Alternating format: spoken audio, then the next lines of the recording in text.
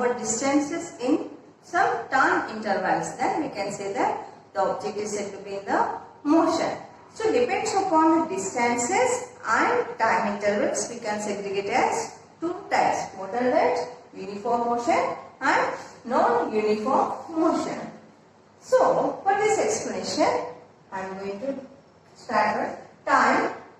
As in seconds we have to take, distances we should take in meters.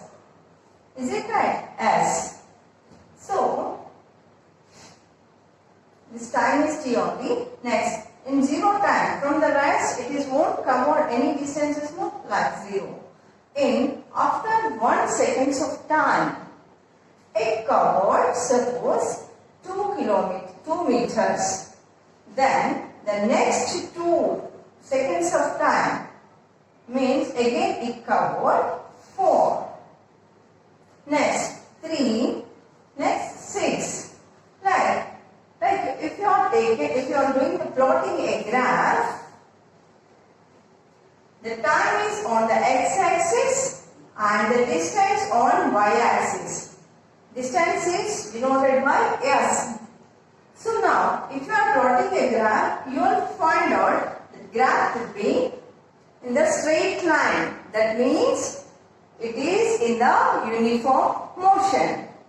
That means you can check it is not covered any distance. If it is after 1 second, it covers 2 meters. And next 1 second. That means 2 minus 1, 1 second only. 1 second of time, again it's covered. 4 minus 2, how much? 2. Like this means, as per the time intervals, it's covered, the distances also equal. So, these type of, if their object is possessing, then the object is said to be in the uniform motion. But whereas come to this non-uniform motion, as time intervals, we should take same thing only, that is s and distance. So here like 0, it starts initially, so it's not taken the time, it not cover the distance also. And coming after 1 minute, it covered 2. Okay, let it be. Next, after 2 seconds, it covered 3. And suppose after 3, it covered 7. That means you got an idea for this. When the object is in the motion, it might be acceleration or deceleration. Means velocity is going to be changes. Like here, see here the velocities are equal. Then only it covered the same time intervals, same distances. But here you can observe that in the next 1 second it covered more. Means not 2, 4, it's less. That means it's deceleration. The velocity decreases. And here, coming for this, it raises.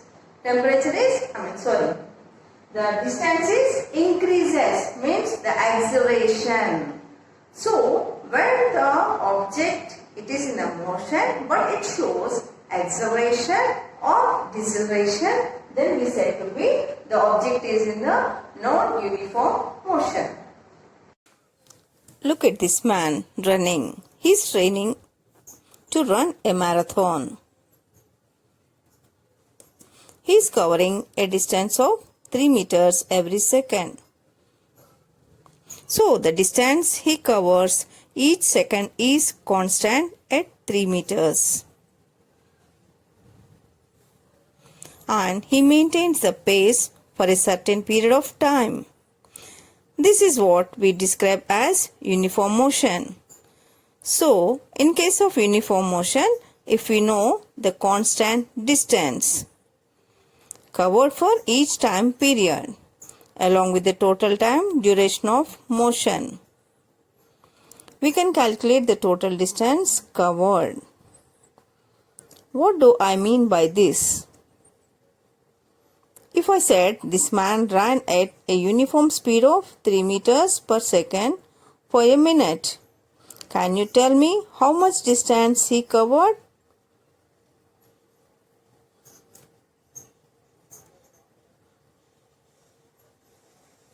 A minute is 60 seconds. Each second run runner covered 3 meters. So 60 times 3 is 180 meters. Don't forget the units. The answer would be 180 meters. Similarly, we can calculate how much distance he will cover in 10 minutes, 20 minutes or even an hour. That's because he is maintaining a constant speed. Uniform motion.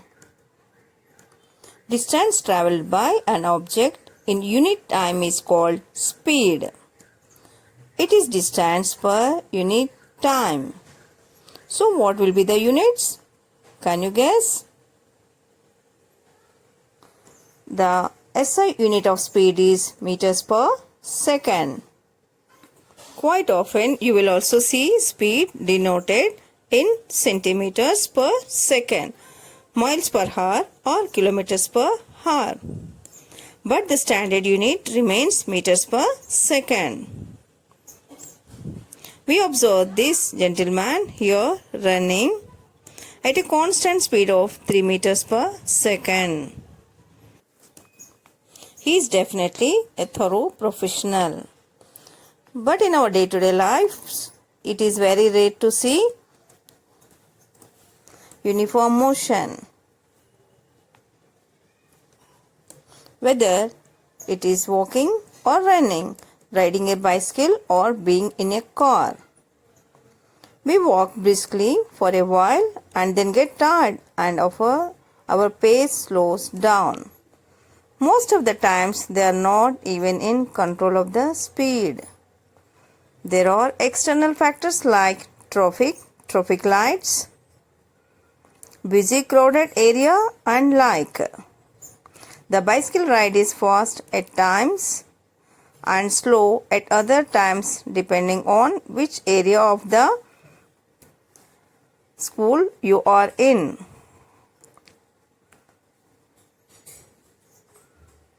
Same goes for driving a car.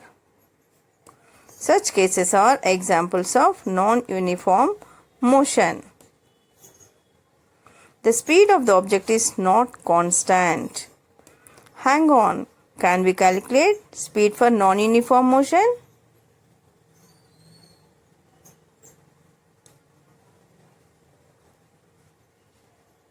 As the motion is not uniform, it will have different speeds at different points in time.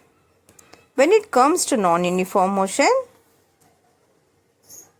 we refer to the rate of motion in terms of average speed. Yes, that's right, average speed. So, how can we derive average speed? This boy leaves point A to reach point B, which is 60 meters away from A. And he has been walking at varied rates of motion. Basically, non-uniform motion. He takes 60 seconds to reach point B. So, he has covered 60 meters in 60 seconds. What is his speed? Can you tell?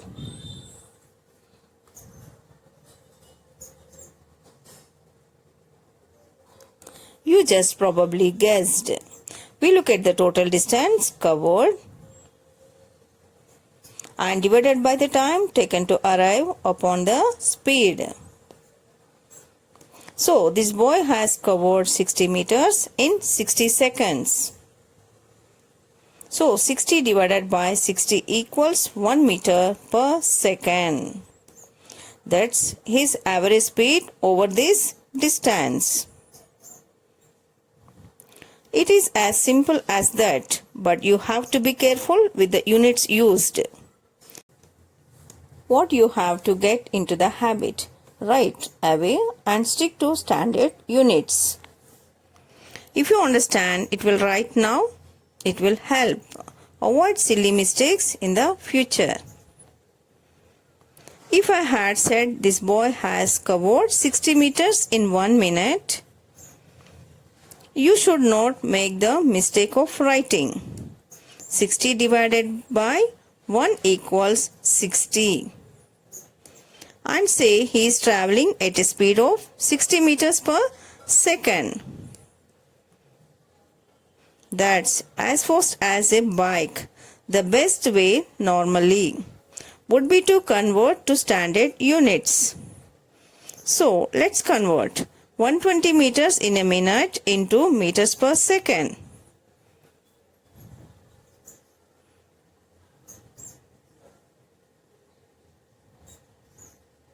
Meters is already in standard form, as the standard form of speed is meters per second. I need to convert this minute into seconds. 1 minute equals to 60 seconds. This would mean distance covered was 120 meters in 60 seconds. So, what was the distance covered in 1 second? Correct, 2 meters per second. So, make sure to stick to standard units for now.